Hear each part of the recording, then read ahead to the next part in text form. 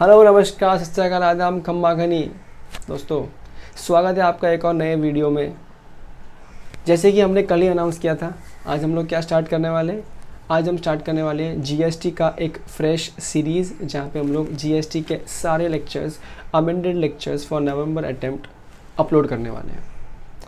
अब जैसे कि मैंने कल के वीडियो में आप लोग को ऑलरेडी बताया था, हम लोग नोट्स कौन से यूज़ करने वाले हैं। We gonna use notes of ICAI study mat, यानी कि स्टडी मटेरियल ऑफ ICAI। हमने कल के वीडियो में ये भी बात कर ली थी डेफिनेटली कि हम लोग ये जो नोट्स हैं ये हमारे कॉमन नोट्स होंगे। एंड एनीवेज जो आपका BCom है, BAF है, BMS है, जिस भी सेक्शन में जहाँ पे भी ये चीज़ें हैं, आपको यही सेम लेक्चर्स, यही CA के लेक्चर्स काम आ जाएंगे। ठीक है, तो हम क्या करते हैं, इसी के साथ अब हम लोग शुरू करते हैं। सबसे पहले मैं आपको बता दूं, अब जिन बच्चों ने रजिस्ट्रेशन कर लिया है, जो ऑलरेडी ICAI के स्टूडेंट बन चुके हैं, या फिर जिनको अपनी बुक्स आ चुकी हैं, उनके पास तो फिज़िकल बुक होगी अपने पास में, जिससे वो पढ़ रहे होंगे। बुक्स होगी कुछ समथिंग लाइक दिस, इस तरह की बुक होगी। अब जिसके पास बुक्स नहीं है, या फिर जो अदर स्ट्रीम्स के बच्चे हैं जो फ़िलहाल पढ़ने की इच्छा रखते हैं मगर बुक्स अवेलेबल नहीं है एंड ना ही कुरियर सर्विसेज चालू है, तो उसके लिए आप क्या कर सकते हैं, आप ICAI की ऑफिशियल वेबसाइट पे जाके स्टडी मैट डाउनलोड कर सकते हैं PDF फॉर्मेट के अंदर, और ये सभी के लिए फ्रीली अवेलेबल है। जी हाँ दोस्तों। अच्छा, एकदम क्विकली मैं बता दूँ 1 मिनट के अंदर अंदर कि वो चीज़ भी कैसे करनी है। हो सकता है कुछ स्टूडेंट्स को ये चीज़ ना पता हो। देखिए, आपको करना क्या है, आपको जाना है अपने स्क्रीन पे, आप देखते रहिए। आपको जाना है ICAI.org पे। जैसे ही आप यहाँ पे जाते हैं, you will see here student section. Student section पे आप जैसे ही आते हैं, बॉस नॉलेज पोर्टल पे आप चले जाएंगे, और इस नॉलेज पोर्टल पे जाने के बाद में आप जाएंगे फाइनल कोर्स पे। फाइनल कोर्स पे जाने के बाद में you will select the paper number, paper 8 indirect taxation. यहाँ पे आ गया study material relevant for May 20। आप यहाँ पे क्लिक कर सकते हैं। अब आ गया स्टडी मैट। तो ये है पूरा स्टडी मैट, चैप्टर वाइज आपको PDF मिल जाएगा। तो आप बिंदास बिना किसी टेंशन के डाउनलोड करके यहाँ से पढ़ सकते हैं, जब तक आपको फिज़िकल बुक्स नहीं मिल पा रही है। ठीक है, फाइन। तो सबसे पहले हम लोग देखते हैं इनिशियल पेजेस। अब देखो, सिंपल सी कहानी है दोस्तों, हम लोग सब्जेक्ट स्टार्ट करने वाले हैं। सब्जेक्ट स्टार्ट करने के पहले एटलीस्ट एक ओवरव्यू देख ले मैं, ये सब्जेक्ट में एक्चुअली में क्या क्या है अवेलेबिलिटी। तो देखिए यहाँ पे, ये आपका स्टडी मैट है, इनिशियल फर्स्ट पेज। और ये देखिए, मैं जो आपको यहाँ दिखाना चाहता हूँ, अक्सर कैसा है ना, ये इनिशियल पेजेस स्टडी मैट में CA स्टूडेंट्स इग्नोर कर देते हैं, इनको देखते ही नहीं है इनमें क्या है।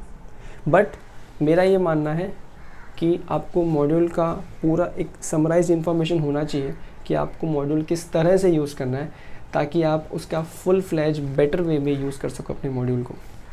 देखो यहाँ पे ध्यान से, the various chapters of this subject have been structured uniformly and comprise of the following components. Have a look. Component of each chapter, learning outcomes. तो ये तो जैसे जो फर्स्ट इनिशियल में लिखा होता है कि उस चैप्टर में आप क्या क्या पढ़ने वाले हैं। Second part would be the content one, anyways the provisions, the sections, the circulars and all those part जो आपको मिलने वाला है। तो third part is what you have is test your knowledge वाला पार्ट। अब आई डोंट नो यहाँ पे सेकेंड के बाद सीधा 5th क्यों आ रहा है, एक्चुअली में ये 3rd होना चाहिए था, but I don't know, might be some clerical mistake. ठीक है, नेक्स्ट पार्ट है आपको, जब आप टेस्ट योर नॉलेज कर लेंगे, जब आप अपने क्वेश्चंस देख लेंगे, तो उसके बाद में आपका जो पार्ट है वो पार्ट है आंसर्स वाला part. There after significant case studies कुछ होंगे जो अपन ऑलरेडी सीखने वाले हैं पढ़ते पढ़ते। अच्छा, अब जो पार्ट यहाँ पे इग्नोर हो गया, बेसिकली एक पार्ट और आता है चैप्टर के एंड की तरफ, वो पार्ट है लेट अस कैप्चुलेट वाला पार्ट, बेसिकली समरी। तो आप जो पूरे चैप्टर में पढ़ रहे हैं, सपोज अप्रॉक्सीमेटली अगर आप 25, 30, 50 पेज का एक चैप्टर रीड कर रहे हैं, तो वो चैप्टर रीड करने के बाद लास्ट में you will get summary of the entire chapter आपकी ही बुक के अंदर। यस, आपको अपनी ही बुक में पूरा समरी मिलता है, मगर फिर भी न जाने हम लोग समरी के लिए कहाँ कहाँ पे summary chart, summary book etcetera ये वो यहाँ वहाँ ढूंढते रहते हैं। टेलीग्राम्स पे जाते रहते हैं, चीज़ें सर्च करते रहते हैं, सब आपके मॉड्यूल में अवेलेबल है। सिंपल सी कहानी है, मॉड्यूल इज़ माई बाप, मॉड्यूल इज़ ग्रंथ गीता, आपको इसी को फॉलो करना है। तो बस ये था मेन चीज़ जो मुझे आपको दिखाना था। बाकी ये चीज़ें आप एक बार खुद रीड कर सकें तो बहुत ही अच्छा है, आपको अच्छा फील होगा आपकी इंस्टीट्यूट की तरफ। तो दैट्स इट, चलो कोई नहीं। नाउ यहीं पे है आपका chapter number 1, GST in India an introduction. तो लेट अस स्टार्ट इट। सो दोस्तों तैयार हो जाइए एक अनोखी जर्नी के लिए। स्टार्ट करते हैं GST in India an introduction.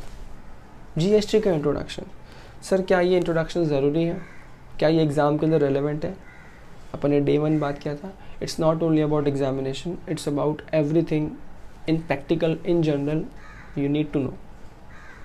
एक बात सोचो, सिंपल सी कहानी है, अगर आपको किसी चीज़ का बेस नहीं पता, आपको किसी चीज़ का रूट नहीं पता, तो प्लांट के पत्ते देख के तो आप खुश हो जाओगे, वाह कितने मस्त पत्ते हैं, इतने मस्त पत्ते हैं। अरे बॉस, पत्ते मस्त इसीलिए बिकॉज उसके रूट्स मजबूत हैं।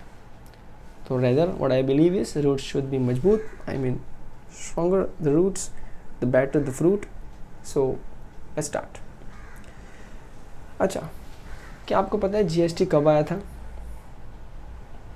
Any idea? अरे 2 मिनट पॉज कर लो वीडियो को, सोचो कौन लाया था?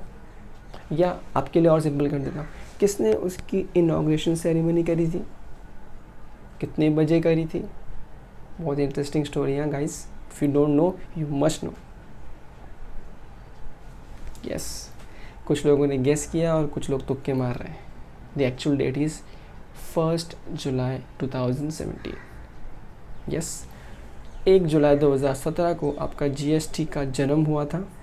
अच्छा, ये जीएसटी का जन्म होने के पहले की भी एक बहुत अच्छी इंटरेस्टिंग कहानी है, आप लोग जानना चाहोगे? अच्छा, वो स्टोरी जानने के पहले let me show you a small video. I hope आपको ये दिख पा रहा है आपकी स्क्रीन पे।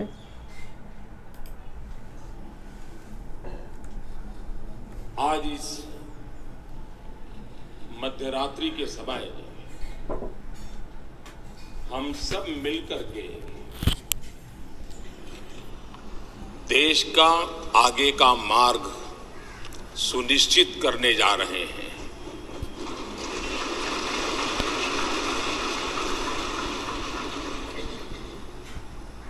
कुछ देर बाद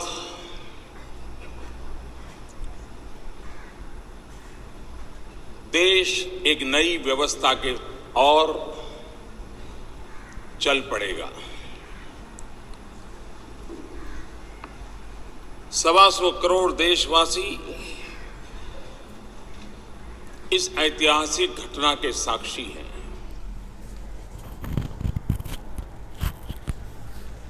जीएसटी की ये प्रक्रिया एंड सो ये चीज़ें, अच्छा ये वीडियो भी मैं आई रिक्वेस्ट आप पर्सनली आप जाइए अपने यूट्यूब पे, हमारे रिस्पेक्ट नरेंद्र मोदी जी का यूट्यूब चैनल खोलिए और इस वीडियो को पूरा देखिए, आपको बहुत ही अच्छा नॉलेज मिलेगा। फाइन, फ़िलहाल हम लोग आ जाते हैं दोबारा अपने सिलेबस की तरफ। Okay, here we go. तो इस चैप्टर में हम लोग क्या क्या पढ़ने वाले हैं? हम चैप्टर के जीएसटी के कॉन्सेप्ट पढ़ने वाले हैं, जीएसटी में इस चैप्टर की ज़रूरत क्यों थी वो पढ़ने वाले हैं, साथ ही साथ में फ्रेमवर्क पढ़ने वाले हैं, कॉन्स्टिट्यूशनल प्रोविजंस, संविधान के जो कुछ प्रोविजंस जो इम्पोर्टेंट है वो पढ़ने वाले हैं, एंड आते हैं सीधा मेन चीज़ पे। अब देखिए ये जो कंटेंट है, देखो बट ऑब्वियस फ्रेंड्स, जैसे एग्जाम्पल इंट्रोडक्शन है, अब इंट्रोडक्शन अकेला 35-36 पेजेस का है। पूरा जीएसटी 1500 पेजेस में रन करता है। Do you think word by word, line by line पढ़ना is possible in this video? No, it's not. But हम लोग कवरेज पूरा करने वाले हैं और साथ ही साथ में वीडियो के एंड में आपको एक होमवर्क भी देने वाला हूँ, छोटा सा होमवर्क, ठीक है? फिलहाल आप पूरा का पूरा सुनिए वीडियो को, ध्यान से समझिए, और आपको ये लेक्चर्स जम रहे कि नहीं जम रहे, आपको ये वीडियो जम रहे कि नहीं जम रहे, आप इसका डिसीजन इस पूरे वीडियो को ख़त्म होने के बाद लीजिए, ठीक है। आप कंसिडर कर सकते हैं कि एज गुड एज आपके लिए एक डेमो क्लास है। अब जब आप जब किसी ऑफलाइन लेक्चर्स के लिए जाते हैं कहीं पे डेमो में, सपोज़ आपका 2 घंटे का डेमो है, 1.5 घंटे का डेमो है, क्या आप बीच में उतरते 10 मिनट के लिए? या टू बी वेरी प्रिसाइज, क्या आप 10 मिनट बाद ऐसे सोचते हैं नहीं यार नहीं जम रहा, एक काम करता हूँ निकल जाता हूँ? अरे सोचते भी तो निकल पाते हैं क्या? नहीं ना। That's it, that's what I mean to say. Please video आप पूरा देखिए, आप समझिए, और उसके बाद कहीं कोई सजेशन आपको लगे कि नहीं ये चीज़ में ये चेंज होना चाहिए या हमको ये इस तरह से चाहिए, तो आप कमेंट पे डाल सकते हैं। बिकॉज एनीवेज ये चैनल बनाया ही आप लोगों के लिए है, तो अल्टीमेटली आप जो कमेंट्स करेंगे, आप सजेस्ट करेंगे, anyway we gonna listen it, ठीक है। चलिए, ये जो सब कुछ लिखा है यहाँ पे, सब कुछ यहाँ पे एक इस चार्ट में कवर हो जाता है। तो देखिए कहानी शुरू कहाँ से हुई थी? कहानी शुरू हुई थी 2000 से। Do you remember? I mean, not remember. Do you know? Year 2000, the time where the journey started. Now, इस साल में क्या हुआ था? जो उस टाइम पे जो हमारे प्राइम मिनिस्टर थे, हमारे प्रधानमंत्री थे, उन्होंने एक कमेटी सेटअप किया था और जीएसटी मॉडल के लिए, ठीक है। अच्छा, जब वो कमेटी सेटअप किया गया था, वो कमेटी सेटअप करने के बाद 2006 में भी देखिए यहाँ पे 2006 में जो हमारे उस टाइम यूनियन फाइनेंस मिनिस्टर थे मिस्टर पी चिदम्बरम, उन्होंने अपने बजट में इसको इंट्रोड्यूस किया था। उसके बाद देयर केम 2014 में एक कॉन्स्टिट्यूशन में एक अमेंडमेंट करने की ज़रूरत थी, लेकिन उसके पहले उन्होंने सीधा एक बिल दे दिया। Constitution 122nd amendment bill was introduced in Lok Sabha. Sir ये कॉन्स्टिट्यूशन का अमेंडमेंट क्यों चाहिए जीएसटी के लिए? सब जानने मिलेगा, रिलैक्स। देयर आफ्टर केम अगस्त 2016। देखो जो जर्नी स्टार्ट कहाँ से हुई थी? 2014 से, बेसिकली 2000 से, बट 2014 में कॉन्स्टिट्यूशन अमेंडमेंट का बिल पेश किया गया था एंड फाइनली वो बिल पास हो गया और 101वां अमेंडमेंट, 101st अमेंडमेंट हो गया आपके किसमें? कॉन्स्टिट्यूशन में। याद रहे, ये क्वेश्चन कहीं लिख के रखो, हाँ, मुझे आपको आंसर देना है कि ये कॉन्स्टिट्यूशन में क्यों अमेंडमेंट किया जीएसटी के लिए, ठीक है। फिलहाल सिर्फ सुनते रहो। अगस्त 2016 के बाद में आया सितंबर 2016, जहाँ पे फर्स्ट जीएसटी काउंसिल की मीटिंग हुई। अब हर बार न्यूज़ में सुनते होंगे हर 15-20 दिन में कि जीएसटी काउंसिल ने मीटिंग की, जीएसटी काउंसिल ने मीटिंग की, तो ये वही काउंसिल है। ये भी क्या है, आगे सब आएगा। जीएसटी काउंसिल ने रिकमेंड किया सीजीएसटी, एसजीएसटी एंड ये सारे बिल्स जो थे, इसके ऊपर भी डिटेल चर्चा आगे होने वाली है। देयर आफ्टर अप्रैल 17 आया, जहाँ पे सारे एक्ट्स फाइनली पास्ड हो गए। मई 17 जीएसटी काउंसिल ने रिकमेंड कर दिए सारे रूल्स। आपको एनीवेज पता होना चाहिए, पहले एक्ट बनता है फिर उसके रूल्स बनते हैं, तो पहले एक्ट बन गया और फिर उसके रूल्स रेडी हो गए। फिर आया 30 जून, पता है 30 जून को पूरा स्टेट्स, पूरी कंट्री, सब जगह से समर्थन आ गया था कि हाँ जीएसटी लाओ, जीएसटी लाओ, हमको जीएसटी चाहिए। सबने समर्थन दे दिया और अपने अपने एक्ट बना दिए। लेकिन जम्मू एंड कश्मीर थोड़ा ढीला रह गया, वहाँ से अपडेट आ नहीं पाया टाइम पे। तो अरे आपको तो पता है, आपने अभी जो अभी आपने न्यूज़ सुनाया, मैं जो दिखाया, जो वीडियो समझाया, हमारे जो प्राइम मिनिस्टर मोदी जी हैं वो बहुत ही ज़्यादा एनर्जी के साथ, उनको तो 1 जुलाई को रिबन काटना ही था एंड बट ऑब्वियस उनको पता था कि जो चीज़ 2000 से चलती आ रही है, अब अगर उसको लॉन्च नहीं किया तो ये डिले करते करते डिले दिनों में नहीं, महीनों में नहीं, सालों में हो जाता है। तो उन्होंने ठान लिया था कि अब तो जीएसटी लानी है। तो उन्होंने 1 जुलाई 2017 को देर रात को जीएसटी को लॉन्च किया, ठीक है। और लॉन्च करने के कुछ ही टाइम बाद अपडेट आ गया जम्मू एंड कश्मीर से, और जम्मू एंड कश्मीर का भी इंक्लूसिवनेस हो गया इस एक्ट के अंदर।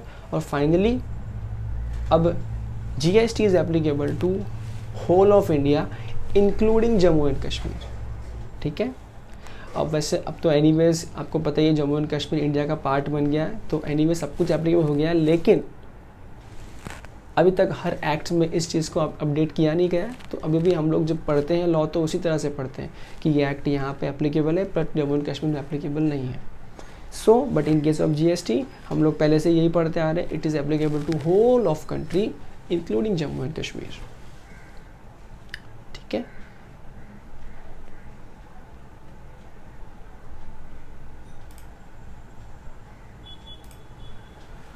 ओके, सो मूविंग फर्दर, इसी चार्ट का ऊपर एक्सप्लेनेशन था और ये नीचे भी कंटिन्यूशन है उसी चार्ट का।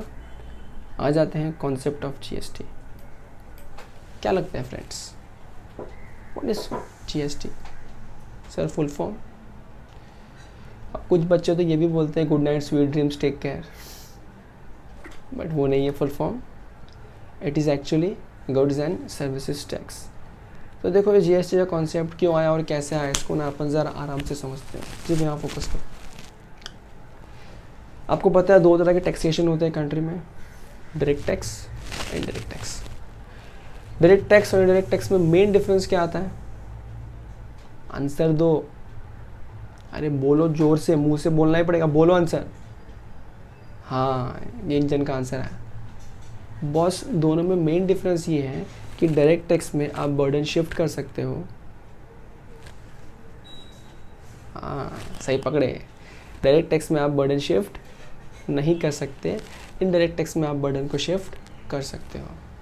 डायरेक्ट टैक्स जनरली आपका इनकम टैक्स होता है जो आप पढ़ते आ रहे हो। पहले वेल्थ टैक्स भी होता था, अब काफ़ी हद तक वो एबॉलिश हो चुका है, जा ही चुका है पूरा।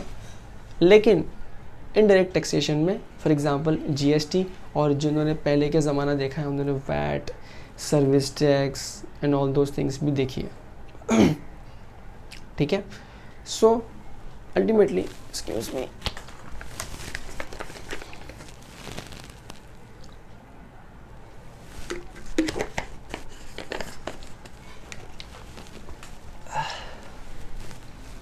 ओके, सो अल्टीमेटली जब आप कोई सामान खरीदते हो तो आपको टैक्स तो भरना ही पड़ता है, करेक्ट है।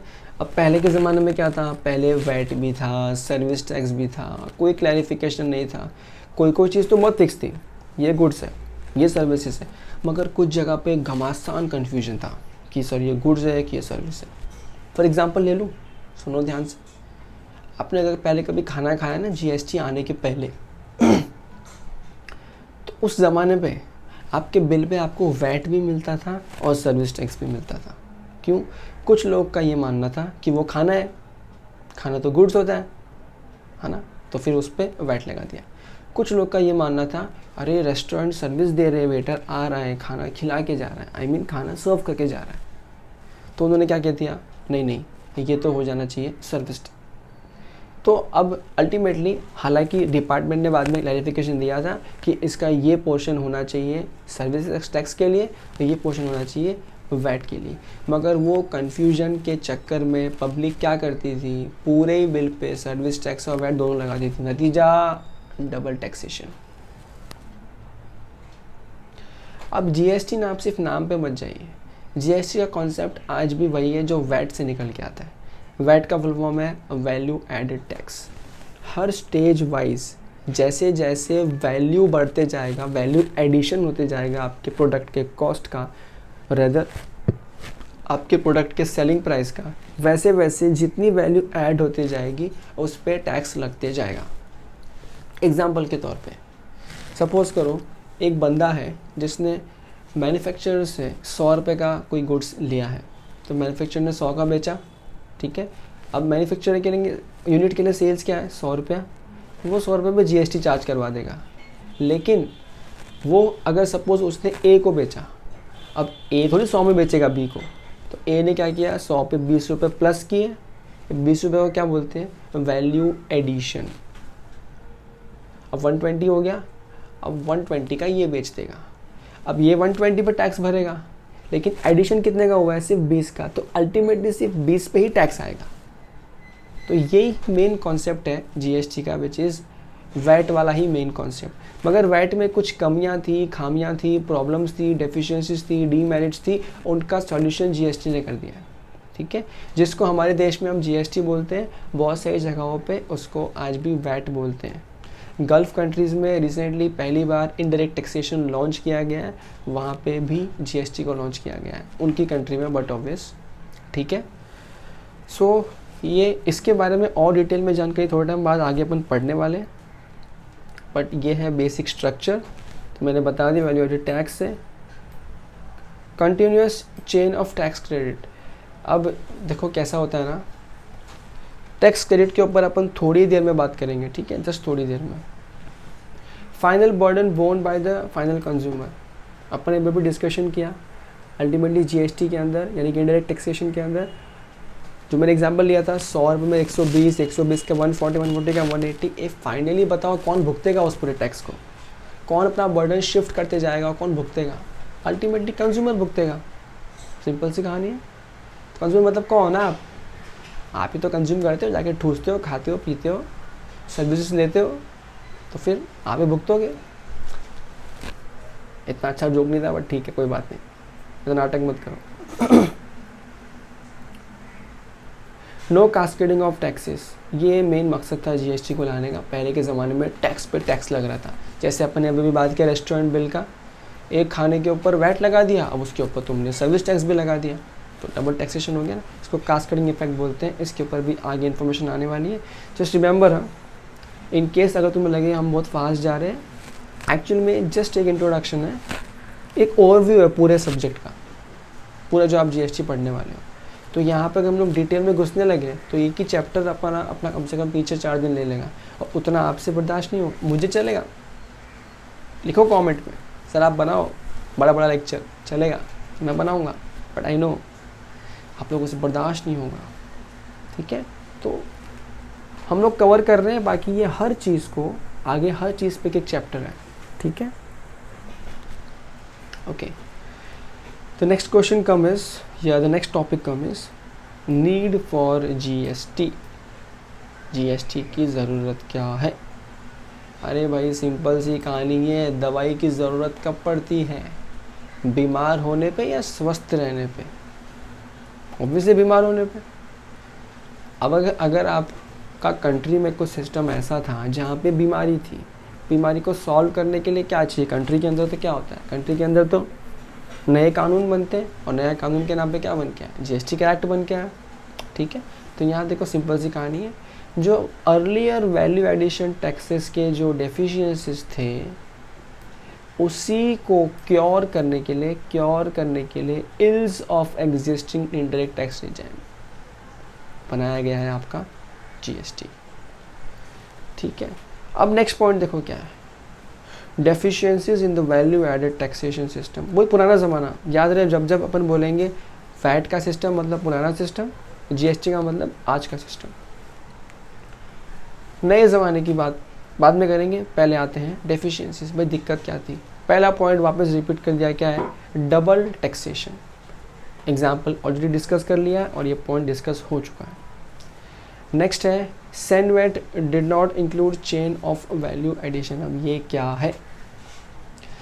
देखो कैसा होता था, 2 तरह के टैक्सेशन गवर्नमेंट्स लगाती है, इनफैक्ट रेदर 3 तरह के टैक्सेशन गवर्नमेंट्स लगाती है। एक टैक्स होता है जो सेंटर लगाता है, एक टैक्स होता है जो स्टेट लगाता है, और एक टैक्स होता है जो आपका लोकल बॉडी लगाता है, ठीक है। जैसे मुंबई में बीएमसी लगाता है लोकल टैक्सेस, ठीक है। स्टेट में जो महाराष्ट्र का जो स्टेट गवर्नमेंट जो टैक्सेस लिवाई करता है वो स्टेट के टैक्सेस होते हैं, और जो सेंट्रल लिवाई करता है वो सेंट्रल के टैक्सेस होते हैं, excise and all those things, ठीक है। सो नाउ होता क्या था, अभी मैं आपको अगर समझाना चाहूँ, क्रेडिट एक टर्म आगे पूरा एक चैप्टर है जिसका नाम होगा आईटीसी, ठीक है, इनपुट टैक्स क्रेडिट। सिर्फ एकदम शॉर्ट में समझो कि इसका मीनिंग क्या हो सकता है, इसके ऊपर डिटेल में पूरा चैप्टर है, कम से कम 200 पेज का, वहाँ सीखेंगे, ठीक है। अब देखो क्रेडिट क्या होता है। फॉर एग्जांपल 100 रुपये का सामान समझो, अपने सिंप्लिसिटी के लिए अपन सोच रहे हैं कि टैक्स का रेट है 10 रुपये, ठीक है। मैंने 100 रुपये का कुछ परचेज़ किया, ठीक है। 100 रुपये पे टैक्स लग रहा है बंदे को 10 रुपया, तो बिल कितने का बनेगा? 110 रुपीज़। आई अगेन रिपीट, 100 रुपये का माल परचेज़ कर रहा हूँ, 10 रुपये 10% के हिसाब से 10 रुपये का टैक्स हो गया 110 मैंने अपनी जेब से उसको दे दिया सामने वाले सप्लायर को, और मैंने बिल ले लिया, सामान ले लिया। अब सामान मुझे तो किसी को बेचना है, तो मैं क्या करूँगा? अच्छा याद रहे मेरी कॉस्ट क्या है? 110 ना, मेरी कॉस्ट क्या है 100 रुपये, ठीक है। सर 10 रुपये कॉस्ट क्यों नहीं है? अरे 10 रुपये कॉस्ट नहीं, बताता हूँ क्यों नहीं है, अब भी आओ आगे आओ। मैं समझो इस सामान को बेच रहा हूँ 150 रुपये में, अगेन 10% टैक्स कितना होता है, कितना होता है? हाँ ठीक है, ठीक है। तो अब 150 में 10% हो गया आपका 15 रुपये। तो अब मेरे को किसी को बिल देना है तो ठीक है, मैं बिल तो ऐड करके दे दूंगा, लेकिन उससे कितना वसूल करना है? 150 + 15 विच इज़ 165। नाउ यहाँ पे टैक्स कितना भरना है मुझे गवर्नमेंट को? 15 रुपीज़। कितना ऑलरेडी मैंने जब परचेज किया तब भरा था? 10 रुपीज़। तो एक्चुअली में मुझे कितना नेट टैक्स भरना चाहिए? सिंपल है, 5 रुपीज़। क्यों? 15 भरना है, 10 ऑलरेडी भरा हुआ है, तो 5 ही डिफरेंस है और 5 ही आपको भरना है। तो ये जो 5 ही भरना है ना, इसीलिए इसको कहते हैं 10 का क्रेडिट लिया, 5 का टैक्स भरा, 15 का पूरा जमा टैक्स हो गया, ठीक है। अभी जो आपने 10 कॉस्ट में क्यों ऐड नहीं किया था? बिकॉज एनीवे आपने टैक्स में से लेस कर दिया ना, तो अल्टीमेटली आपका कॉस्ट का पार्ट थोड़ी बनाओ। लेकिन पहले के ज़माने में ये अलाउ किया जाता था ऐसा। इसको बोलते हैं जो 10 रुपये, इसको पता है क्या बोलते हैं? इसको बोलते हैं इनपुट टैक्स क्रेडिट, ठीक है। फिलहाल अपन बोलेंगे क्रेडिट। तो ये जो 10 रुपये आपने, और सिंपल है ना, और सिंपल समझ लो, ये ना आपका एडवांस टैक्स हो गया ना समझने के लिए। भाई 15 आगे भरना पड़ेगा, 10 तुमने पहले ही भर दिया, किसी और को दे दिया 10 रुपये और उसने गवर्नमेंट को भर दिया, तो एडवांस टैक्स हो गया तुम्हारे लिए। तो ये जो फंडा है एडवांस का, या फिर ये जो फंडा है क्रेडिट का, ये फंडा पहले से चलता आ रहा है। लेकिन इश्यूज़ क्या थे उस फंडे के अंदर कि कई चीज़ों में ना रिस्ट्रिक्शंस थे। आप उसका क्रेडिट नहीं ले सकते, इसका क्रेडिट नहीं ले सकते। जैसे एग्जांपल, अगर एक सामान आपने लिया है जिस पे सेंटर ने कोई टैक्स लगाया है, आप बेच तो स्टेट पे रहे हो, तो आप कुछ चीज़ों का क्रेडिट नहीं ले सकते। ये बहुत सारी दिक्कतें थी पहले, जो अब सॉल्व हो चुकी हैं। नेक्स्ट क्या है? यही एक्सप्लेन किया है। ये जो मैंने कहा ना 15 के अगेंस्ट 10 लेस करके 5 ही देना, इसको सेट ऑफ करना बोलते हैं। टैक्स क्रेडिट यूज़ करके सेट ऑफ करना, ठीक है। तो ये सेट ऑफ अलाउड नहीं थे बहुत स्टेट और सेंटर के कॉन्फ्लिक्ट ऑफ टैक्सेस के अंदर। ओके, नेक्स्ट क्या है? अच्छा, ये जो मैंने येलो येलो मार्क किया ना, ये मेरे हिसाब से ज़्यादा इम्पोर्टेंट पॉइंट है, तो ये आपको ज़रा ध्यान से देखना है। There were several taxes in the states such as luxury tax, entertainment tax etcetera which were not subsumed in VAT. ये तो बहुत बड़ी दिक्कत चल रही थी एक्चुअली में। पता है हमारे टैक्स, हमारे कंट्री में वैट भी था, लग्जरी टैक्स भी, एंटरटेनमेंट टैक्स भी, ऑक्ट्रॉय, न जाने कितने सारे टैक्सेस, टैक्स पे टैक्स, टैक्स पे टैक्स। ये सारे टैक्स को जब वैट लाया गया था, एक्चुअली में वैट में ऐड करने का प्लान था, लेकिन वो वैट के बाद चीज़ें ऐड होती गई, स्टेट अपने टैक्सेस ऐड करते गया, एंड वो चीज़ें इतनी ज़्यादा कन्फ्यूजन में क्रिएट होने लगी सब पब्लिक, आम जनता के लिए प्लस बिजनेसमैन्स के लिए, जिसकी वजह से आपका ईज़ ऑफ बिजनेस थोड़ा डिस्टर्ब हो गया, ठीक है। तो ये सारी दिक्कतें थी जीएसटी के अंदर, एंड कुछ और भी हैं जो इतनी खास इंपॉर्टेंट नहीं है। ये मेन जो फंड पॉइंट्स से अपन डिस्कस कर चुके हैं, ये सब डिफ़िकल्टीज थी पुराने ज़माने की, उसी को वापस चार्ट में एक्सप्लेन किया है। GST, a cure for ills of existing indirect tax regime, ठीक है। तो अब ये क्योर है। अब ये क्योर किस तरह से? ये जो ऊपर सब प्रॉब्लम्स अपन ने समझी ना, वो सबको जीएसटी ने सॉल्व कर दिया। इन शॉर्ट, कोई भी टैक्स हो ले ले क्रेडिट, क्योंकि अब वहाँ भरा भी जीएसटी है, यहाँ पे आया भी जीएसटी है, तो कोई दिक्कत नहीं है। पहले दिक्कत अलग थी, अरे भरा कुछ और टैक्स है, कई बार लग कुछ और टैक्स रहा है या कुछ एडिशनल टैक्स लग रहा है, और दोस्तों से सॉल्व हो गई।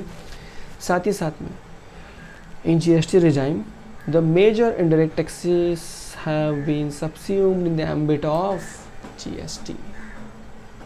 आप जब अब होटल जाते हो ना, तो वहाँ पे 3-4 तरह के 2 तरह के टैक्स नहीं लगते, चेक करना, तभी जाके चेक करना, बिल देखना। बिल पे सिर्फ और सिर्फ क्या लिखा होता है? बिल का अमाउंट, ऐड, सीजीएसटी, एसजीएसटी, ये आपने देखा होगा। सीजीएसटी, एसजीएसटी क्या अपन आते हैं, बट सिर्फ जीएसटी है, 2 टैक्स नहीं है, वो एक ही जीएसटी है, ठीक है, आते हैं उस पर। बट बहुत सारे टैक्सेस सब्स्यूम्ड हो गए और अल्टीमेटली कन्फ्यूजन्स अवॉइड हो गए हैं। Now okay, so the next part which comes is framework of GST as introduced in India. framework क्या समझ में आता है इस वर्ड से? देखिए, फ्रेमवर्क का मतलब अगर मैं आपको एकदम सिंपल लैंग्वेज में बोलूँ तो you can say consider it like एक ढांचा। तो हमारे जो पूरा का पूरा जीएसटी है, इसका पूरा फ्रेमवर्क क्या है, उसका ढांचा क्या है, वो हम लोग यहाँ पे सीखने वाले हैं, ठीक है। ओके, तो देखो यहाँ पे सबसे पहला है dual GST. Now why dual GST, क्यों हम इसे ड्यूअल जीएसटी का मॉडल लेते हैं? सिंपल सी कहानी है, पहले क्या होता था, स्टेट अपने टैक्सेस चार्ज करता था, सेंटर अपने टैक्सेस चार्ज करता था। लेकिन coming to the new scenario, हम जब जीएसटी पूरा एक ही लाना चाह रहे हैं तो अल्टीमेटली पूरा एक लाने के बाद क्या स्टेट ऐसा बोल देगा, ठीक है, हमको स्टेट में टैक्स नहीं चाहिए, या सेंटर बोल देगा हमको टैक्स नहीं चाहिए? नहीं, दोनों का अपने अपने टैक्सेस चाहिए। तो हमने टैक्स डिज़ाइन इस तरीके से किया है इस जीएसटी को कि स्टेट को भी अपना रेवेन्यू मिलेगा, सेंटर को भी अपना रेवेन्यू मिलेगा, इसलिए हम इसे क्या कहते हैं, ड्यूअल जीएसटी का मॉडल, ठीक है। आगे हम चलते हैं तो यहाँ पे आता है सीजीएसटी, एसजीएसटी, यूटीजीएसटी और आईजीएसटी। नाउ जीएसटी बेसिकली क्या है, बेसिकली एक संगम है बहुत सारे एक्ट का। सर बहुत सारे एक्ट का, कई लोग ये सोचते हैं जीएसटी सिर्फ एक एक्ट है।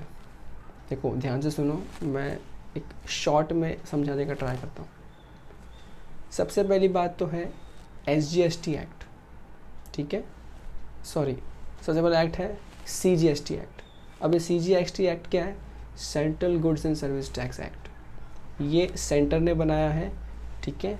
अब यही एक्ट को सेम सेक्शंस को यूज़ करके, प्रोविजन को यूज़ करके हर स्टेट ने अपने अपने हिसाब से अपने अपने एक्ट में लेजिस्लेचर्स को लेके आए हैं, और यही बन गया उन सभी स्टेट्स का अपना अपना एसजीएसटी एक्ट्स, ठीक है। तो यहाँ पे यानी कि हमारे पास कितने टोटल जीएसटी एक्ट हैं, हमारे पास एक सेंटर टैक्स है और जितने स्टेट्स हैं, यूनियन टेरिटरीज हैं, उनके अपने अपने खुद के एक्ट्स हैं, यानी कि एसजीएसटी एक्ट है। यूनियन टेरिटरीज की यूटीजीएसटी एक्ट है। नाउ एसजीएसटी इज स्टेट का tax, UTGST is union territory का टैक्स। तो अल्टीमेटली हम लोग इतने सारे टैक्सेस को मिला के, एक्ट को मिला के एक पूरा का पूरा एक्ट हमको जिसको बोलते हैं जीएसटी। सर क्या हम लोग सब कुछ पढ़ने वाले हैं, सीजीएसटी भी पूरा एक्ट सब कुछ? सब में एक ही चीज़ दे रहे हैं, सिर्फ कुछ चीज़ है जो थोड़ी सी अलग है कुछ जगहों पे, सब कुछ सेम है। हमारे सिलेबस हम लोग मेन पढ़ने वाले, वो पढ़ने वाले हैं सीजीएसटी एक्ट के सारे प्रोविजंस जो बट ऑब्वियस कॉमन है सारे एसजीएसटी एक्ट के साथ में, और साथ साथ में पढ़ने वाले आईजीएसटी के कुछ सेपरेट डिफरेंट प्रोविजंस जो सीजीएसटी से अलग है, ठीक है। मूविंग फर्दर,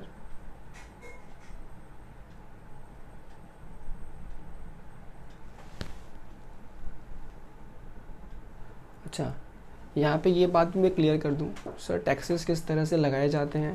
देखो जनरली जैसे मैंने आप में थोड़ी देर पहले अपन ने बात की थी उस एग्जांपल में क्या हो रहा था, आपके रेस्टोरेंट बिल पे 2 आता है, एक सीजीएसटी और एक एसजीएसटी। तो देखो फंडा इज़ वेरी सिंपल, हर एक इनवॉइस पे जो विद इन स्टेट इश्यू होता है, कोई भी स्टेट हो, वहाँ 2 ही टैक्सेस लगते हैं, सीजीएसटी और एसजीएसटी, ठीक है। और वो दोनों में आधे आधे बांट दिए जाते हैं।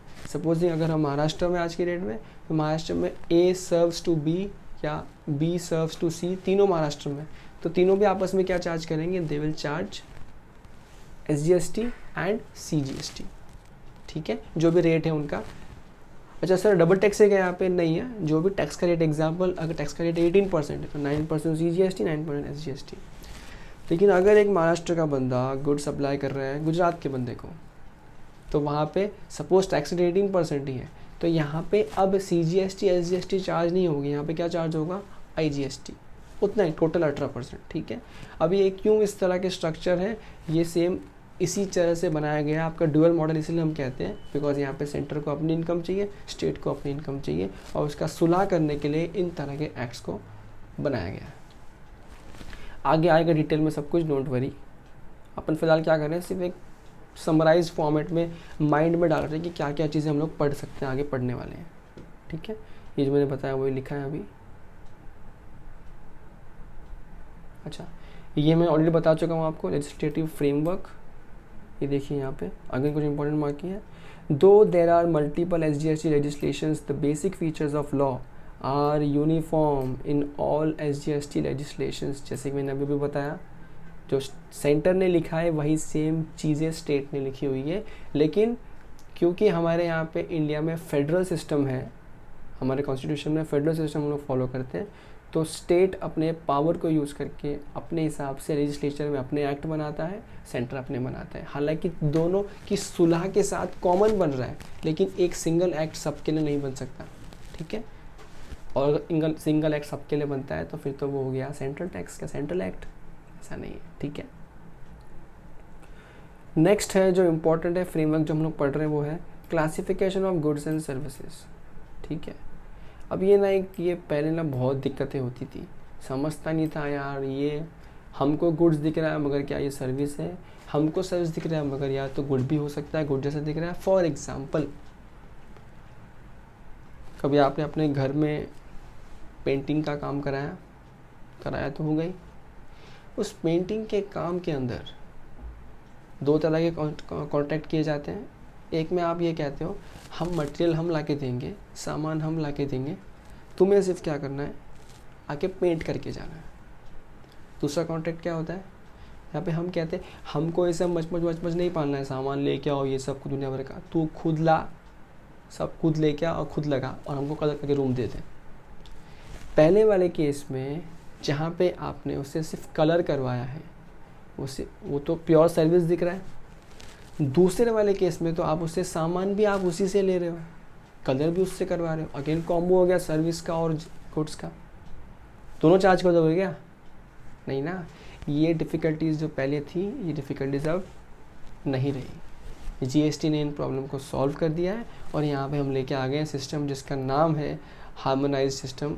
देखिए, जहाँ पे हम जो HSN कोड्स हैं, गुड्स के लिए हम यूज़ करते हैं HSN कोड, फुल फॉर्म आपको यहाँ पे लिखा हुआ मिल जाएगा, हार्मोनाइज सिस्टम ऑफ नॉमेनक्लेचर। ठीक है, और सर्विसेज के लिए हम लोग यूज़ करते हैं SAC कोड्स।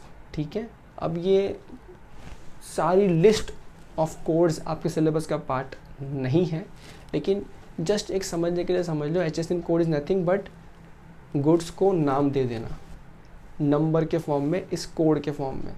HSN एक यूनिवर्सल क्राइटेरिया है जहाँ पे चीज़ें उस नंबर वाइज या कोड वाइज लिस्टिंग की जाती है। सब डिवीज़न क्लासिफिकेशन किया जाता है उन कोड्स के बेसिस पे। ठीक है, तो ये कोड्स भी ऐसे कुछ खास इतने इंपॉर्टेंट नहीं है आपके लिए एग्ज़ाम पॉइंट ऑफ व्यू से, लेकिन real life point of view से हर HSN कोड के सामने ही डिपार्टमेंट ने लिख के दिया है कि उसमें कितना टैक्स लगेगा। ठीक है, the next point comes under framework is registration. अरे सर कब से पढ़ा रहे हो, GST में ये है वो है, लेकिन किसको भरने का है? अरे कौन भरेगा? अरे वही तो जो रजिस्ट्रेशन करेगा। रजिस्ट्रेशन कौन करेगा? क्या तुम और मैं कोई भी करेंगे रजिस्ट्रेशन? क्या द आंसर इज नो। हम खुद से जाके भी कर सकते हैं, उसको बोलते हैं वॉलंटरी रजिस्ट्रेशन, वो तो अपन कर ही सकते हैं। लेकिन कुछ जगह ऐसी है जहाँ पे कंपल्सरी डिपार्टमेंट बोलता है ये तू बड़ा आदमी बन गया है, रजिस्ट्रेशन कर। देखो यहाँ पे डिपार्टमेंट ने क्या लिखा है। अच्छा, आगे ना रजिस्ट्रेशन का पूरा एक चैप्टर है, 50-60 पेजों का चैप्टर है जो आगे आएगा। ठीक है, ये जस्ट एक ग्लिम्स है उस चैप्टर का। कुछ स्टेट्स हैं, अच्छा देखो, नॉर्मली लिमिट 20 लाख की है, गुड्स या सर्विसेज लिमिट नॉर्मली कितनी है? 20 लाख की है, लेकिन कुछ स्पेसिफिकेशंस हैं। जैसे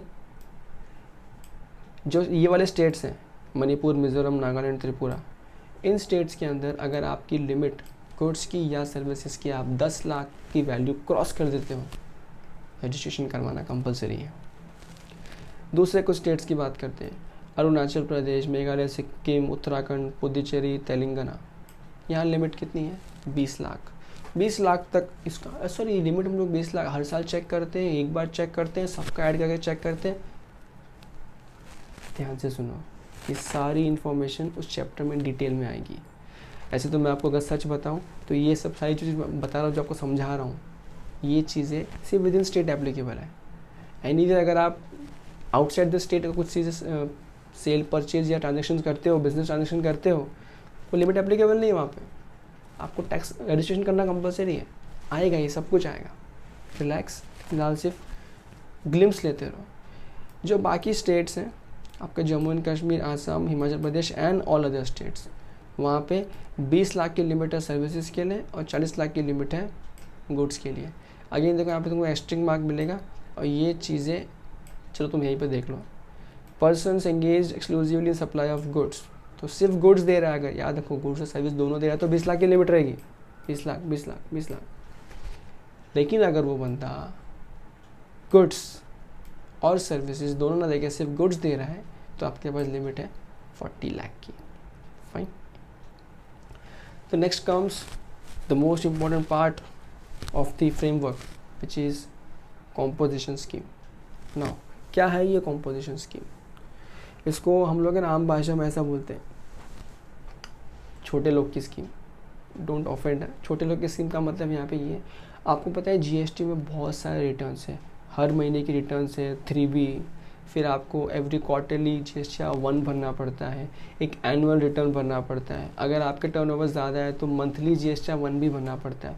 यानी कि नॉर्मल बंदा भी अगर रहेगा तो भी साल के 12-15 रिटर्न्स भरने पड़ते हैं। एक बात बताओ, अच्छा ये तो आज का सिनेरियो है, जब जीएसटी इंट्रोड्यूस हुआ था तब तो महीने के 3 रिटर्न बोले थे डिपार्टमेंट ने, जीएसटी 1, 2, 3, 3 रिटर्न, उसके बाद एक लास्ट में एनुअल रिटर्न। यानी कि जब इंट्रोड्यूस हुआ था तब तो डिपार्टमेंट ने बताया था उसके अकॉर्डिंगली 3 × 12 36 + 1 37 रिटर्न साल के।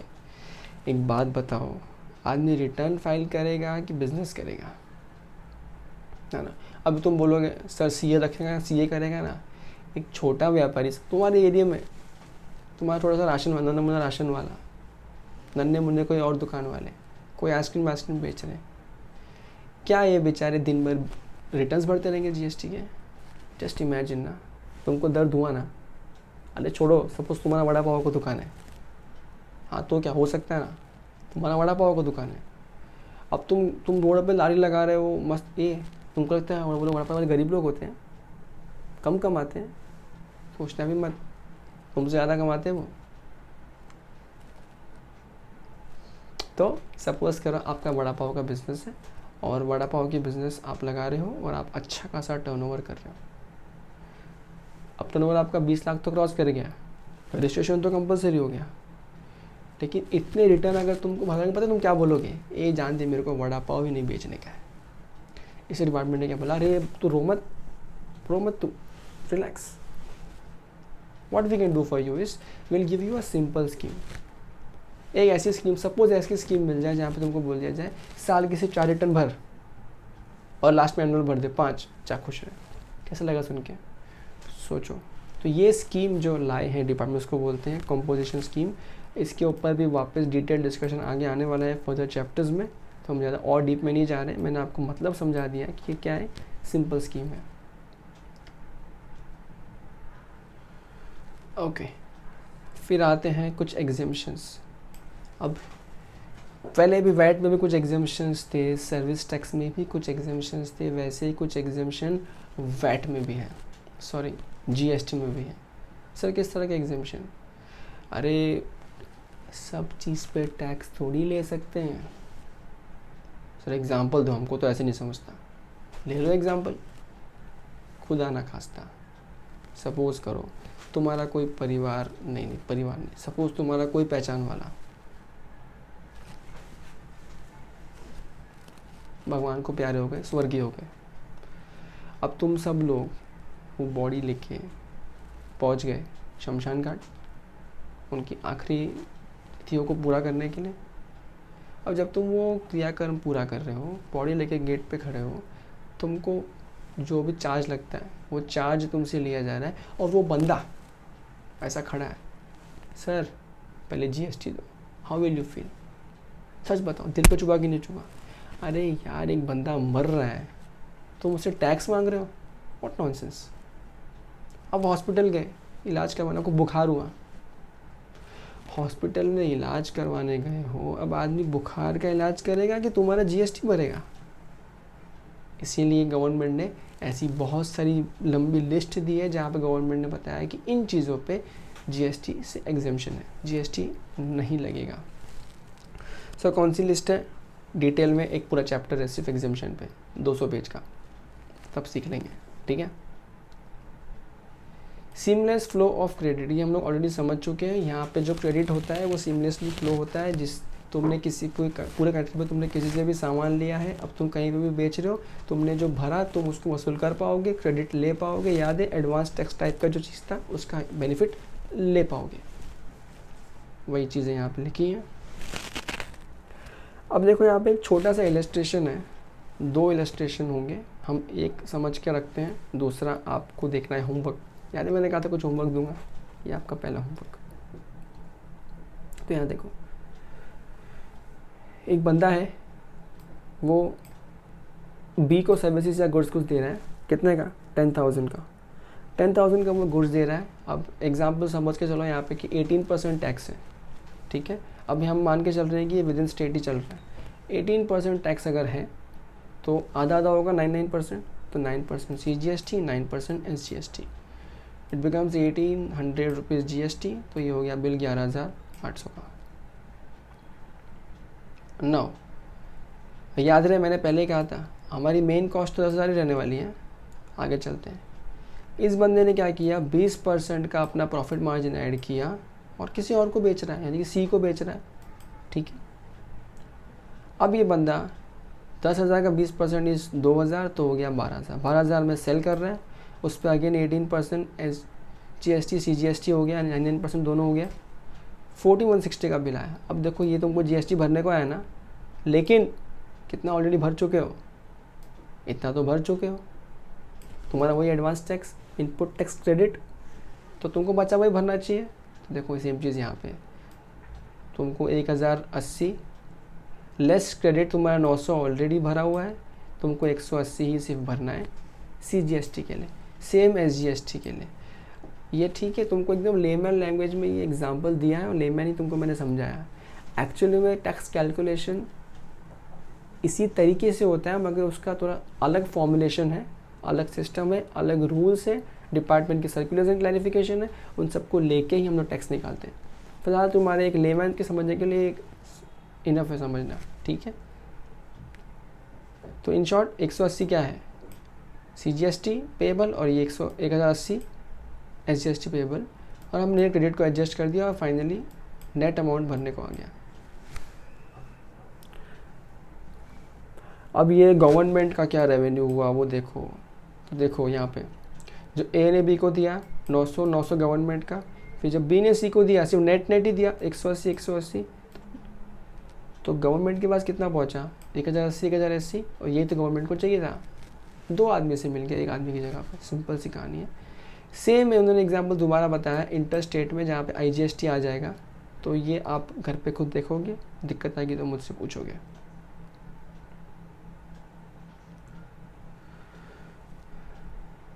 ओके, तो नेक्स्ट इंपॉर्टेंट पॉइंट जो हम लोग याद है, हम लोग सीख क्या रहे हैं? भूलना नहीं, क्या सीख रहे हैं? क्या सीख रहे हैं? फ्रेमवर्क ऑफ GST का ढांचा। तो नेक्स्ट जो इम्पोर्टेंट पॉइंट आता है इसमें वो है GST का कॉमन पोर्टल। अरे एक बात बताओ, इतना बड़ा टैक्स का स्ट्रक्चर बनाया, स्टेट, सेंटर, यूनियन टेरिटरी सबको मिला दिया, कुछ तो टूल, कुछ मैकेनिज्म तो चाहिए ना, आपस में कैसे इंटरेक्ट करेंगे? क्या स्टेट दूसरे को फ़ोन करेगा, ये मेरे को SGST आए, मेरे को CGST आए, ऐसा करेगा क्या फ़ोन पे? नहीं ना। तो नीड ए कॉमन पोर्टल। तो ये कॉमन पोर्टल बनाया गया, IT इंफ्रास्ट्रक्चर तैयार किया गया, और उसके बेसिस पे एक बना GST कॉमन पोर्टल, ठीक है। इस कॉमन पोर्टल का नाम क्या है? www.gst.gov.in। ये आपका होमवर्क है। आपने अगर अब तक ये वेबसाइट नहीं देखी है, ये वेबसाइट आप अपने क्रोम पे डालेंगे और देखेंगे आपके प्यारे प्यारे राज दुलारे GST की वेबसाइट, ठीक है। बाकी हम इस वेबसाइट को बार बार खुद हम लेक्चर्स में भी देखने वाले हैं, बहुत सारी चीज़ें हम वेबसाइट से भी सीख के आने वाले हैं, कहीं ना कहीं प्रोफेशनल भी बनेंगे, पढ़ाई भी करेंगे, मार्क्स भी लाएंगे।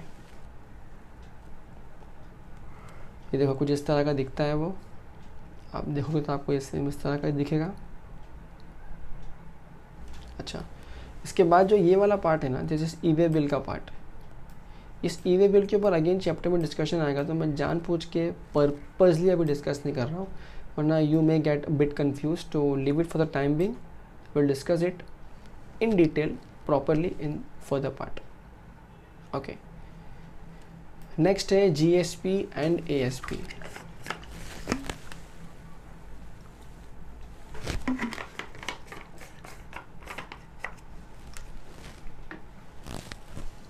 Okay, coming to GSP and ASP। अब ये क्या है, अब गवर्नमेंट जो ये सारे काम कर रही है, इन्होंने GSP और ASP को ऑथराइजेशन दिया है, ठीक है, इसके थ्रू ये लोग काम कर सकते हैं। तो आप जाओ तो देख सकते हो यहाँ पे आपको एग्जैक्ट फुल फॉर्म भी मिल जाएगा। जो GST सुविधा प्रोवाइडर्स इज़ GSP, ठीक है। बेसिकली कौन है, ये जो सॉफ्टवेयर्स हैं जो रन हो रहे हैं बैक एंड पे GSPs और ASP के हेल्प से रन हो रहे हैं, और ये आपके लिए कुछ इतना इम्पोर्टेंट है नहीं, और बेसिकली ये पूरा का पूरा पार्ट है जो IT पे ले जाएगा आपको, एंड हम लोग यहाँ पे GST सीख रहे हैं, ठीक है। अगर किसी की सीखने की इच्छा है, GSP ASP के बारे में और जानने की इच्छा है, आप कमेंट सेक्शन में बता सकते हो कि आपको एक वीडियो चाहिए उसके ऊपर, तो मैं एक शॉर्ट वीडियो उसके ऊपर ला के आपको समझा दूंगा, ठीक है। नेक्स्ट है कॉम्पेंसेशन सेस। अब सेस तो अब तक आपने काफ़ी बार अपने जीवन में सुना ही है। अरे वही याद है, इनकम टैक्स में अपन करते थे, सॉरी टैक्स के बाद हम लोग क्या ऐड करते थे, education cess, higher education cess, याद आ रहा है कुछ? वैसा कुछ GST में नहीं होता है ना। यहाँ पे कॉम्पेंसेशन सेस बेसिकली जो बहुत महंगे महंगे लग्जरी आइटम्स होते हैं, उन लग्जरी आइटम्स पे एक एडिशनल टैक्स लगाया जाता है, जिसको बोलते हैं cess, compensation cess. As a word cess, compensation cess, compensation compensation compensation का मीनिंग क्या है, किसी चीज़ के लिए कॉम्पेंसेट करना। तो अब आपको पता है because of this GST regime there is high possibility कि शायद किसी स्टेट को जितना पहले रेवेन्यू हो रहा था स्टेट के लॉस के टाइम पे, शायद उतना GST के बाद ना हो रहा हो, तो वो लॉस का स्टेट भुगतेगा? The answer is no.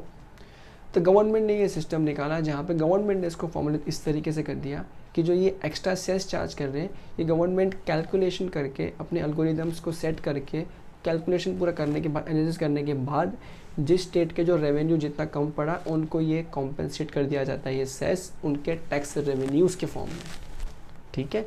ये सब बैक एंड पे चलता है, आपको पता चलने नहीं वाला है तो कोई नहीं, बट आपको बेसिक इन्फॉर्मेशन होना चाहिए था। अच्छा, नेक्स्ट है GST, a tax on goods and services. अब तक इतना तो मालूम पड़ ही गया आप लोगों को। सर किस किस पे लगता है GST? सारे गुड्स एंड सर्विसेज पे। सर सारे मतलब सारे एक्सेप्ट क्या? Alcohol, liquor for human consumption and petroleum, crude, diesel, petrol, ATF and natural gas, इन पे नहीं लगता, ठीक है। वन बाय वन बात करते हैं। सबसे पहले तो अल्कोहलिक लिकर है, बेवड़ो, याद है ना, भूल गए? Very just kidding.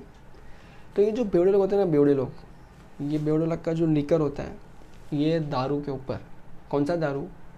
For human consumption वाला, याद रहे। बहुत तरीके से अल्कोहल यूज़ होता है, लेकिन we are talking about the alcoholic liquor use for human consumption. तो the alcoholic liquor use for human consumption, सिर्फ यहीं पे आपको इसको GST में लिया ही नहीं गया। सर क्यों नहीं लिया गया GST में इसको? छोटा सा और होमवर्क दे दूँ, प्लीज़ आप पता करोगे, ठीक है।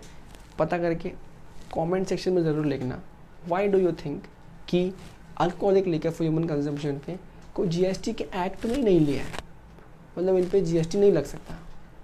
तो सर इन पर टैक्स नहीं है क्या? अरे है, इन पे वैट, एक्साइज वैक्साइज सब कुछ है भर के, GST में नहीं लिया। अच्छा, हमने बाकी सब एक्ट तो सब सब्स्यूम कर दिए, मतलब वैट, सर्विस टैक्स, ऑक्ट्रॉय, सब मिला के एक ही बन गया जिसका नाम हो गया GST, लेकिन अल्कोहल पे ऐसा नहीं किया। मुझे आपसे रीज़न जानना है क्यों, आप अपने रिसर्च करो और कमेंट में लिखो, इसका आंसर मैं आपको अगले वीडियो पे श्योर दूंगा, बट तब तक के लिए I want to see if you know the answer और नॉट।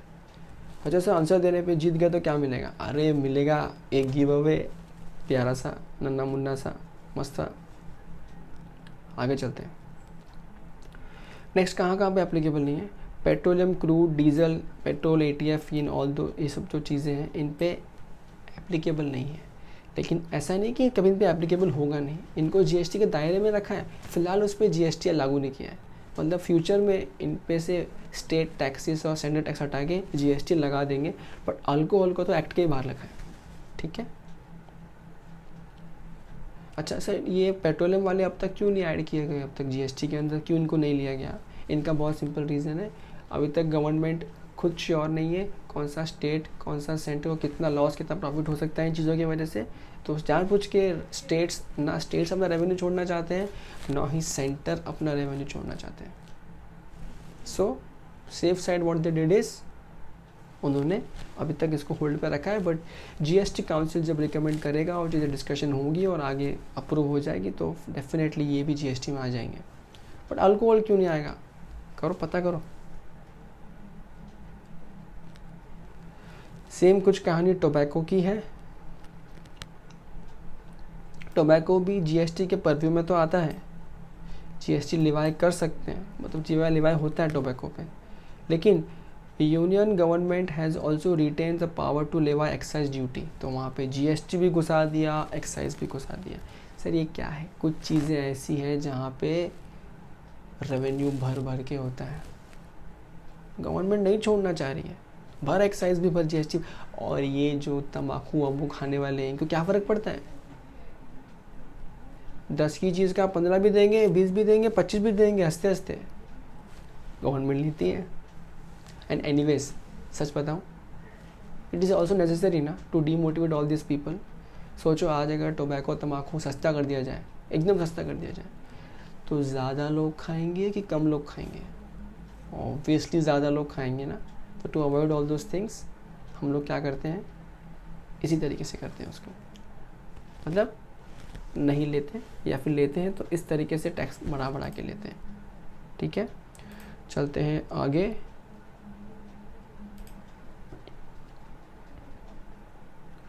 अब नारकोटिक ड्रग वगैरह जो हैं ये भी जीएसटी के परव्यू में आते हैं और जीएसटी लगाया होता है उनमें, लेकिन स्टेट ने, देखो टोबैको में सेंटर ने अपनी कुछ मस्ती रखी थी, अभी तक कुछ टैक्सेस रखे थे, और इन चीज़ों में opium, Indian hemp and other narcotic drugs में, ये ड्रग्स एंड ऑल में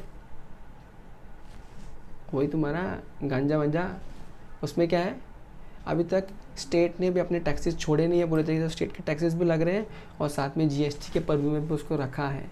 अच्छा, इन चीज़ों के ऊपर भी डिटेल में आगे कुछ हद तक बात होगी, तो मैं ज़्यादा डिटेल में नहीं जा रहा और आपको जानबूझ के कुछ जगह पे छोड़ रहा हूँ आपके लिए कुछ। ठीक है, आगे आएगा तब मैं सब बता भी दूंगा, कोई टेंशन वाली बात नहीं है। देखो अपन कब से बात कर रहे हैं, कौन कौन से टैक्सेस सब्स्यूम्ड हुए हैं। इसके पहले देखो यहाँ पे क्या लिखा है, मस्त पॉइंट एकदम, ये देखो मस्त। Further, real estate sector has kept out of ambit of GST, that is GST not be levied on sale or purchase of immovable property। मतलब जब आप ये घर खरीदते बेचते हो ना, इस पर जीएसटी नहीं लगता। इमूवेबल प्रॉपर्टी अब तक जीएसटी से बाहर है। सर वो हमने तो दोस्त ने लिया था घर, उस पर तो जीएसटी लग गया था घर पे, उस पर एक सेपरेट प्रोविज़न है, आगे चैप्टर आएगा उसमें समझेंगे, लेकिन याद रहे जो लिखा है वो सही लिखा है। क्या लिखा है? आपके रियल एस्टेट सेक्टर पे यानी इमूवेबल प्रॉपर्टी के ऊपर जीएसटी नहीं लगता है। ठीक है, वो किस सिचुएशन में लगता है और कब लगता है और कैसे लगता है, ये जानना बहुत इंटरेस्टिंग है और ये जानने के लिए आप बने रहिए अगले वीडियो के पार्ट्स में भी और लगे रहिए। अब देखते हैं आगे। Taxes subsumed in GST, centre में ये सारे टैक्सेस सब्स्यूम्ड हो गए। तुम्हारा excise duty, service tax, centre excise duty, additional excise duty, surcharge वरचार्ज, बहुत सारी चीज़ें सब्स्यूम्ड हो गई है। और स्टेट के जो बहुत सारे टैक्सेस थे, स्टेट के सरचार्ज, स्टेट के jazz, entertainment tax, tax on lottery, entry tax, बहुत सारे सब बन के एक जीएसटी बन गया। कुछ जगह पे है जहाँ पे आज भी एक्साइज है, वो स्पेशल पावर्स है सेंटर के, बाकी जगह पे नहीं है। ये सब सबको मिलके क्या बन गया, एक हाथ मिला दिया जीएसटी। ये सब ऊपर जो पड़ा उसका डिस्कशन है। ऑलरेडी ऊपर पढ़ा, उसी को वापस डिटेल में एक्सप्लेन, मतलब समरी में एक्सप्लेन किया है। बेनिफिट ऑफ जीएसटी, सर ये जीएसटी के फ़ायदे क्या हैं, इसको भी जानना ज़रूरी है। ये ऊँट, सोना नहीं ऊँट, हो सकता है थोड़ा बोरिंग लगे, क्योंकि एनीवे यहाँ पे हम लोग कुछ भी बहुत ज़्यादा एग्जांपल्स डिस्कस भी नहीं कर पा रहे, क्योंकि जस्ट एक ग्लिम्स है, एक समराइज पार्ट है।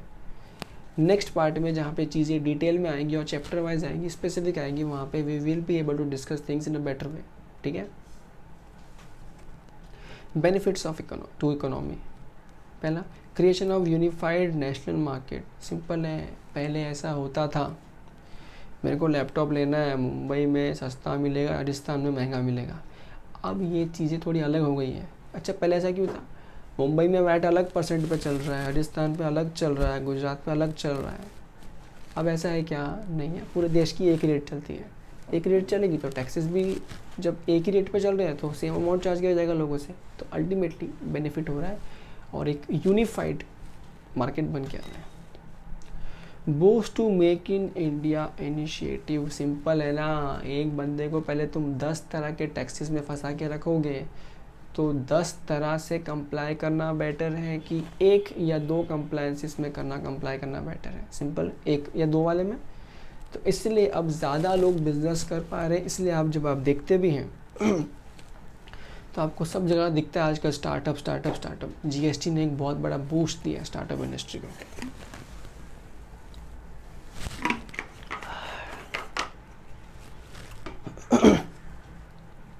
ओके, नेक्स्ट है enhanced investment and employment. But obviously कहानी, अगर ज़्यादा बिजनेस खुलेंगे तो ज़्यादा लोगों को जॉब अपॉर्चुनिटीज़ मिलेंगी, तो अल्टीमेटली आपको जीएसटी ने इनडायरेक्टली वहाँ पे हेल्प किया। नेक्स्ट है ईज़ ऑफ डूइंग बिजनेस। अब ये क्या है, कितना इजी होता है एक कंट्री में बिजनेस को स्टार्ट करके रनिंग रखना और उस पर एक्सेल करना। बेसिकली सबसे बेस्ट पार्ट जो स्टार्टिंग पार्ट होता है वो होता है बिज़नेस को स्टार्ट करके रनिंग रखना। तो ये जो बिज़नेस को करने का जो ईजीनेस है वो कितना है, वो उसको कहते हैं ईज़ ऑफ डूइंग बिजनेस। तो इंडिया की रैंकिंग पहले बहुत ज़्यादा नंबर की थी वर्ल्ड पे, अभी रैंकिंग बहुत नीचे आ गई है और Modi government back to back try कर रहा है कि वो रैंकिंग और नीचे आ जाए, मतलब हम लोग ईज़ ऑफ बिजनेस में बहुत अच्छे होने जाए, और जीएसटी आपको बहुत सपोर्ट कर रहा है इसमें। सर्टेनिटी इन टैक्स एडमिनिस्ट्रेशन, अरे सिंपल है ना, कई बार तो पहले डिपार्टमेंट लिंक नहीं कर पाते थे आपस में। वैट वालों को नहीं पता कि स्टेट ने एंटरटेनमेंट टैक्स से कितना कमाया है, लेकिन अब जीएसटी सब एक ही सिस्टम में आ गया है, एक कॉमन टूल पे आ गया है, तो गवर्नमेंट्स प्रॉपर्ली देख पाती है कि अल्टीमेटली पूरे स्टेट की रेवेन्यू किस तरह से आ रही है, कितनी आई है, कितनी अक्रू, कितनी आना बाकी, कितनी ड्यू है, एक्सेट्रा एक्सेट्रा। कंप्लायंस ईजी हो गया बिकॉज अब सब कुछ क्या हो रहा है आईटी पे। आईटी आपको पता ही है ना, आने वाले टाइम का फ्यूचर इज़ इंफॉर्मेशन टेक्नोलॉजी। आपको सब्जेक्ट भी है, अब तो निकल गया है फाइनल में से, आईपीसीसी में आज भी है, ओल्ड सिलेबस में, आईटी न्यू सिलेबस में ईआईएस। ठीक है, आईटी इज़ फ्यूचर गाइस। ठीक है, और आईटी नहीं तो कुछ भी नहीं। आज के डेट में अगर आपको अपना फ़ोन यूज़ करना नहीं आता, नेट यूज़ करना नहीं आता, तो लॉकडाउन में आपने 4 महीने करते भी क्या। आपको चीज़ें आती हैं, आप ऑनलाइन ऑर्डर कर रहे हो, बाहर एक्सपोज कम हो रहे हो कोरोना वायरस से, एंड बहुत सारी चीज़ें हेल्प कर रही है। बिजनेसमैन सारे के सारे अपने बिजनेसेस कर रहे हैं आज की डेट में ऑनलाइन। तो आईटी ज़माना है, आईटी का ही फ्यूचर है, आईटी ही सब कुछ है आने वाले टाइम में। ठीक है, और ये चीज़ को ऑलरेडी गवर्नमेंट ने समझ लिया और पूरा जीएसटी को आईटी बेस्ड रखा है। आप एक भी ऐसा नहीं है कुछ फिजिकल करना है आपको, जीएसटी में सारे काम ऑनलाइन होते हैं पोर्टल पे। कैसे होते हैं अपन सब सीखेंगे, यहीं पे सीखेंगे। ठीक है, बने रहिए। Reduction in compliance cost, anyway पहले 10 तरह की चीज़ों को हैंडल करना और एक को हैंडल करना, तो कंप्लायंस कॉस्ट तो कम हो ही जाएगा। Benefit to agriculture and industry, again repetitive points हैं, आप रीड कर लीजिएगा। Mitigation of ill effects of cascading, जो कास्केडिंग था याद है डिस्कस किया था, क्या था, डबल टैक्सेशन, वो चीज़ें अब हट गई है इस जीएसटी को आने के बाद। स्मॉल ट्रेडर एंड एंटरप्रेन्योर्स को एक सिंपल टैक्स सिस्टम मिल गया है, जिसकी वजह से उनका बेनिफिट बढ़ गया है और कहीं ना कहीं पे रिलैक्स होकर चीज़ों को काम कर पा रहे हैं। अच्छा, नेक्स्ट जो पार्ट है ये है कॉन्स्टिट्यूशनल वाला पार्ट। ये पार्ट इतना इम्पॉर्टेंट नहीं है प्रैक्टिकल पॉइंट ऑफ व्यू से भी और एग्ज़ाम पॉइंट ऑफ व्यू से भी मेरे हिसाब से, ठीक है। तो कहीं ना कहीं मैं इस पार्ट को इग्नोर करने का मूड बना रहा हूँ, लेकिन अगर आपकी इच्छा होती है, हमको जानना है, आप प्लीज़ कमेंट सेक्शन में बता दीजिए, मैं इस पार्ट के ऊपर भी एक डिटेल में अच्छा वीडियो बना के आपको अलग से सर्व कर दूंगा, ठीक है। सिर्फ एक पार्ट है जो कॉन्स्टिट्यूशन का मुझे आपको बताने की इच्छा है। ये सारा पार्ट कॉन्स्टिट्यूशन का ही चल रहा है। अच्छा, ये एक पार्ट है काउंसिल वाला पार्ट, ये अपन समझेंगे, ये इम्पोर्टेंट है। अच्छा, इधर यहाँ देखो, ठीक है। अब कॉन्स्टिट्यूशन याद है, ऊपर एक क्वेश्चन पूछा था मैंने कॉन्स्टिट्यूशन वाला, ये कॉन्स्टिट्यूशन में अमेंडमेंट की क्या ज़रूरत है, उसका एक्सप्लेनेशन देते, ध्यान से सुनो। आप तो भूल गए होंगे अब तक question he, I remember everything. तो कान खोल के लिसन।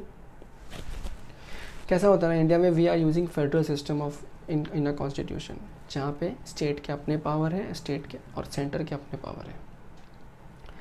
सेंटर अपने लॉज बनाता है, स्टेट अपने लॉज बनाता है, एंड अकॉर्डिंगली चीज़ें चलती हैं। जब जीएसटी लाने की बात हुई, सोचो 2000 से स्टार्ट होके 2017 तक घसीटा गया, चाहते या ना चाहते हुए। क्यों? क्योंकि हर स्टेट चीज़ में स्टेट और सेंटर कभी एग्री करता है क्या? नहीं करता है। जब कॉन्फ्लिक्ट, और यहाँ पे जब एक स्टेट और एक सेंटर कॉन्फ्लिक्ट करता है यहाँ पे, तो आपको पूरे देश के सारे स्टेट और सेंटर को मिलाना है। आसान काम थोड़ी है, टाइम तो लगता है दोस्त। सब्र का फल मीठा होता है, सब्र का फल टूटा, एक सब्र का बांध टूटा 1 जुलाई 2017 को, लेकिन फल मीठा है या खट्टा है ये आप खुद एनालाइज कीजिएगा। इसके बारे में मैं ना कमेंट करूं तो ही अच्छा है। कभी करेंगे किसी लाइव सेशन में, अगर कमेंट करना भी हो तो, फिलहाल लेक्चर में कोई ज़रूरत नहीं है, ठीक है। तो ये जो इस तरह का फेडरल सिस्टम था, यहाँ पे प्रॉब्लम आ रही थी, और कॉन्स्टिट्यूशन हमको अलाउ भी नहीं कर रहा था कि हम स्टेट और सेंटर दोनों मिला के एक एक्ट लेके आएँ और एक इस तरह का टैक्स सिस्टम लेके आएँ। इसीलिए कॉन्स्टिट्यूशन को पहले अमेंड करना पड़ा, बिकॉज आपको पता है इंडिया में हर तरह का पावर जो हम लोग लेते, जो स्टेट या सेंटर लेते हैं, वो कहाँ से लेते हैं? हमारे संविधान से। अगर संविधान में वो चीज़ अलाउड ही नहीं है तो वो चीज़ आप कैसे कर लोगे? तो इसीलिए संविधान को अमेंड किया गया। वो पूरा एक प्रोसेस है, आपको पता ही, जो बचपन में सीखा था। पहले बिल पेश किया जाता है आपके पार्लियामेंट्री हाउसेस में, फिर वो अप्रूव होता है ना, ऑल दो स्टफ्स, ठीक है। ओपन डिस्कस यहाँ नहीं कर रहे हैं। अल्टीमेटली उन सब चीज़ों की वजह से आपको अमेंडमेंट करना पड़ा कॉन्स्टिट्यूशन को, एंड उस अमेंडमेंट के बाद स्टेट और सेंटर को एक पावर मिला कि हम जीएसटी को लेके एक कॉमन प्लेटफॉर्म पे आएंगे और एक कॉमन टैक्स बनाएंगे, ठीक है। और आया 101वां अमेंडमेंट। ये मैं बार बार बोल रहा हूँ क्योंकि ये एमसीक्यू में आ सकता है। कौन सा अमेंडमेंट? 101st amendment. ऊपर अपन ने बात की थी जीएसटी काउंसिल की। जीएसटी काउंसिल क्या है? ये वही काउंसिल है जो बनाई गई है, जो सारे डिसीजन लेने में काम आती है। अब देखो इस काउंसिल में है कौन कौन। इसमें following members: union finance minister chairperson होगा, union minister of state in charge of revenue और फाइनेंस मेंबर होंगे, the minister in charge of finance और टैक्सेशन, और यानी द मिनिस्टर जिसको स्टेट ने नॉमिनेट किया वो भी हो सकते हैं, प्लस कुछ अदर मेंबर्स जो भी टेम्परेट डिसाइड होते हैं विथ ऑल सहमति एंड ऑल दोज थिंग्स, वो लोग भी यहाँ पे मेंबर्स होते हैं। बेसिकली क्या है, एक प्रिंसिपल है सेंटर उसी टीम के अंदर, और उसी टीम में डिफरेंट स्टेट्स के यू विल गेट रिप्रेजेंटेटिव्स, ताकि जब कुछ नया लेके आना हो, हर स्टेट अपनी बात अपने रिप्रेजेंटेटिव के थ्रू रख पाए, ठीक है। Simple and sorted. तो बस ये काउंसिल क्या करता है, कुछ नया लाना है तो वो रिकमेंड करता है, और फिर वो ऑफिशियल गैजेट में आता है। अप्रूव होने के बाद में जो भी नया चीज़ें लेके आए, वो नई चीज़ें यहाँ पे आ जाती है उस तरीके से। यहाँ पे आउटलाइन से आप पढ़ सकते हो, तो कुछ खास ये चीज़ नहीं है। काउंसिल के बारे में नॉलेज होना चाहिए आपको, लेकिन क्या क्या कर सकता है काउंसिल, एक बार रीड कर लोगे तो बहुत है, ठीक है। ज़्यादा कोई टेंशन लेने की ज़रूरत नहीं है, बस इसमें और कुछ नहीं है। And that's it, we are done with this, ठीक है। तो यू रिमेंबर, कॉन्स्टिट्यूशन हमने बहुत ज़्यादा पार्ट कवर नहीं किया है, जितना इम्पोर्टेंट था उतना मैंने आपको बता दिया है। बट बाकी पार्ट्स की कोई खास रिक्वायरमेंट है नहीं. Still if you feel, I am promising you, let me know in the comment. जितने ज़्यादा कमेंट आएंगे I think it is my responsibility, तो मैं वहाँ पे एक वीडियो और पोस्ट कर दूँगा आपको. ठीक है. मीनवाइल आपको अब क्या करना है, आपको रोज़ इसी तरह तैयार होना है लेक्चर के लिए. रोज़ आपको रोज़ आपको लेक्चर इसी तरह डिलीवर किए जाएंगे. आपका काम है एक बार मेरे करने के बाद, फिज़िकल बुक है तो वहाँ से, नहीं है तो मैंने जो आपको सिखाया ई फॉर्मेट में, एक बार आप रीड कर लेंगे समझने के लिए, माइंड में बस जाएगा. और बाद में हम लोग जब रिवाइज करेंगे वो तो रिवीजन तब हो ही जाएगा आपका, लेकिन फ़िलहाल one time revision with in 24 hours of this video lectures is ज़रूरी. दोस्तों पब्लिक पढ़ तो लेती है, समझ तो लेक्चर भी बैठ जाती है, लेकिन रिवाइज नहीं करती है. साइंटिफिकली प्रूव्ड है, यू कैन रीड एनी सर्वे जो रिकग्नाइज्ड हो ऑल ओवर द वर्ल्ड. जो भी हम देखते हैं, सुनते हैं, समझते हैं, सीखते हैं, अगर 24 आवर्स के अंदर दोबारा उसके बारे में नहीं देखते हैं कुछ समराइज फॉर्मेट में या किसी भी वे में एक बार उस पर गो थ्रू नहीं करते हैं, we tend to forget 90% things. Kindly do not do that. Lecture को देखने के लिए आपने इतना टाइम वेस्ट किया है, सॉरी ये वेस्ट आपका वर्ड है, इतना टाइम इन्वेस्ट किया है, तो वो इन्वेस्टमेंट को वसूल करने के लिए प्लीज़ रिवाइज. सो कल revise income and revise income. मिलते हैं कल नए पार्ट के साथ, नए चैप्टर के साथ. और अब से नेक्स्ट पार्ट से हम लोग स्टार्ट करेंगे फुल फ्लेज हमारा एक चैप्टर जीएसटी को लेके. ठीक है. So see you tomorrow. Till that time take care. Bye bye.